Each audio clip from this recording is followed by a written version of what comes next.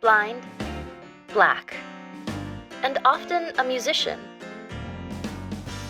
The blind and black musician is a long-standing trope that even predates music legends like Ray Charles.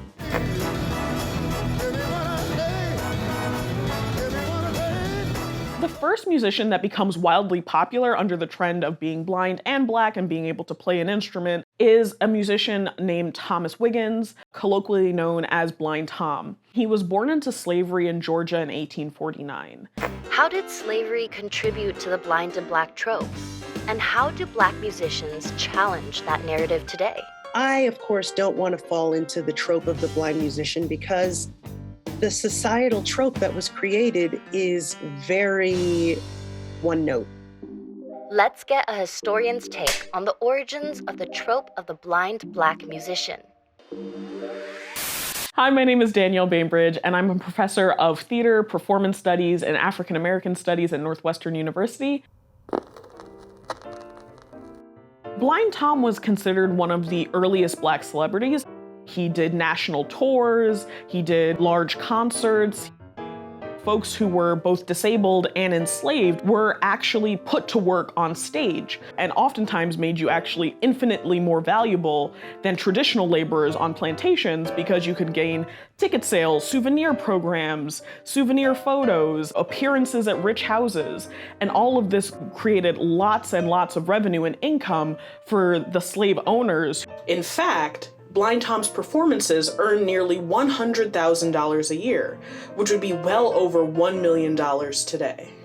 It's unclear if Blind Tom actually got to keep any of his profits. He was always under the custodianship of various members of the Bethune family and also involved in numerous court cases in order to determine who would gain ownership of him and ultimately ownership of his earnings. In the wake of Blind Tom in the early 20th century, we actually see a trend of African American musicians who are blind putting blind in front of their name as a marketing ploy. So we see these country blues or Delta blues artists like Blind Lemon Jefferson, Blind Willie Johnson, the Blind Boys of Alabama use that to promote their career and ultimately to push their career forward. Recognizing that black blind trope and wanting to use it to your advantage by saying, hey, we're a gospel singing group of blind folks.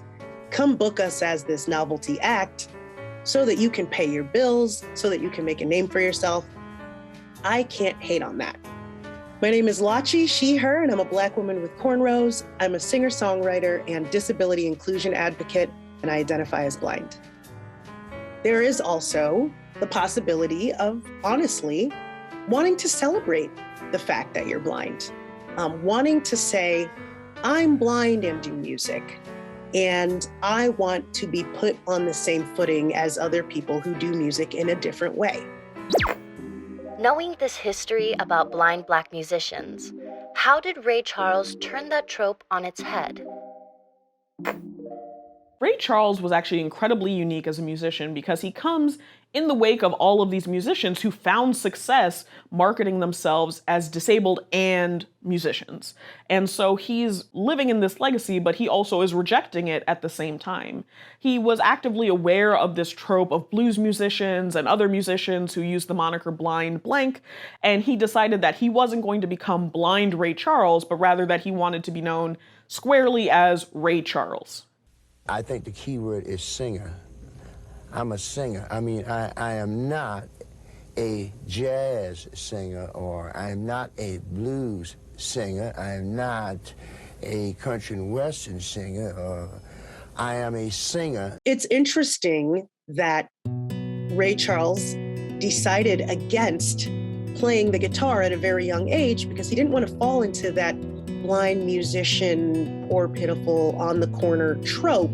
The significance in Ray Charles deciding not to use blind as his stage name is actually really about agency. Agency becomes really important, especially as we trace this trajectory of disabled black performers, because we have to remember that under slavery, black people were not just laborers, they were capital themselves. I think there's an observational bias that all blind folks have, this whisper in them of, an ability to just be a musician. 26% of Americans have some form of disability. Honestly, disabled people are expert problem solvers, right? When you wake up in the morning and it's a huge puzzle to figure out how to get from your bed to the bathroom every morning, well, you start to hone that muscle, right? That's why a lot of us are so driven, so determined, and such visionaries. Honestly, because we have to continue to traverse a society that wasn't really built for us. I couldn't 100% relate to Stevie Wonder and Ray Charles because I'm a female and I don't aspire to gospel. And so that having to try to break free of the Stevie Wonder, Ray Charles trope actually is something that blind musicians have to deal with. So, how are musicians challenging those tropes today? There are so many contemporary blind artists that I admire. There's an amazing singer-songwriter. Her name is Precious Perez. She does Latin and pop music. There is a great musician out in London named Andre Lewis. He plays every single instrument. There is a young musician still coming up named Devin Gutierrez, based out of Texas. He plays the piano and is a multi-instrumentalist. There are a lot of organizations that want to make the world more inclusive. There are people that want to do it through policy. There are people that want to do it through technology. What we want to do is do it through culture. I am the founder and president of ramped.org, recording artists and music professionals with disabilities. I hope for the future of music to be accessible, not just for folks with disability, but for folks across the entire spectrum. We are everywhere and we need our stories told.